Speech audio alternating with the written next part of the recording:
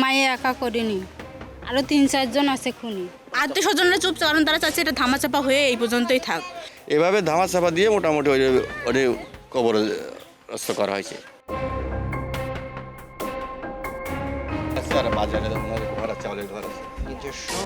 খুলনায় দাফনের ৯ দিন পর থানায় আত্মসমর্পণ করে নিজেকে বাবার খুনি বলে স্বীকারোক্তি দিয়েছে এক কিশোরী।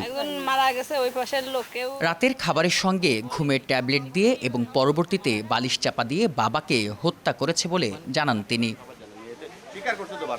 খুলনার দৌলতপুর দেয়ানা উত্তরপাড়া এলাকায় চাঞ্চল্যকর এ ঘটনা ঘটে। সোমবার দুপুরে নিহতের স্ত্রী বাদী হয়ে নিজের ছোট মেয়ের নাম উল্লেখ করে থানায় হত্যা মামলা দায়ের করেন। এলাকাবাসী ও পরিবারের সদস্যরা জানান, ৩ জুলাই রাত ৮টার দিকে রাতের খাবার খেয়ে শেখ হুমায়ুন কবির নিজ ঘরে ঘুমিয়ে পড়েন।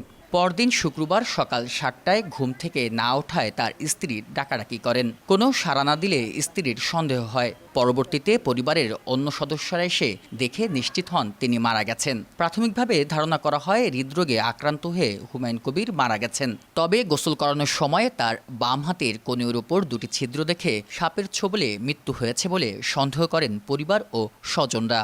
এরপর কারো অভিযোগ না থাকায় মৃত ব্যক্তিকে দাফন করা হয় পারিবারিক কবরস্থানে। দাফনের ৫-৬ দিন পর থেকে মৃত ব্যক্তির ছোট মেয়ের কথাবার্তা ও আচরণে সন্দেহ হয় বড় বোনের। পরিবারের চাপে ১২ জুলাই দুপুরে ছোট মেয়ে থানায় গিয়ে নিজের দোষ স্বীকার করেন। নগদের কাছে সব গ্রাহকই প্রিয়, তাই তো সারা দেশে ক্যাশ আউট চার্জ সবচেয়ে কম। গোসল করবে তখন থেকে বিভিন্ন জায়গায় ছিদ্র, এখানে 2টা ছিদ্র, হাতে রক্ত, তখন মানুষের একটা সন্দেহ হলো। তখন ওরা বলতেছে কি না তাহলে সাপে কামড়াইছে মনে হয়। এভাবে ধামাচাপা দিয়ে মোটামুটি ওই কবরস্থ করা হয়েছে। মায়ে একা করিনি, আরো ৩-৪ জন আছে খুনি।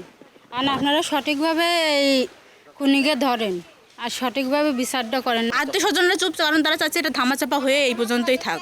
কারণ মেয়েরা সবাই বাইরে থাকে, তাদের একটা মানে মান সম্মানের ব্যাপার আছে, এই জন্য তারা চাচ্ছে এই পর্যন্তই সব চুপ হয়ে থাকুক। স্বাভাবিক মনে করে দাফন করা হয়েছে, পরে দেখতেছে অস্বাভাবিক আর সন্দেহজনক করে পরে ছোট মেয়ে স্বীকার করছে যে আমি করেছি।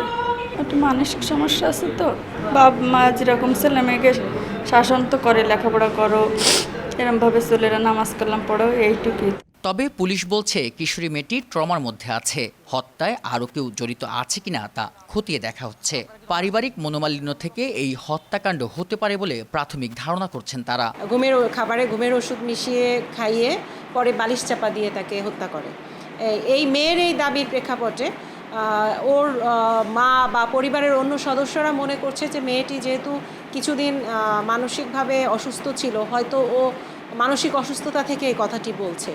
এটার বিষয়ে ওর পরিবারও কিন্তু সিদ্ধান্তহীনতায় ভুগছিল, যার কারণে তার কথাটি সম্পূর্ণভাবে তাদের কাছে বিশ্বাসযোগ্য মনে হয়নি।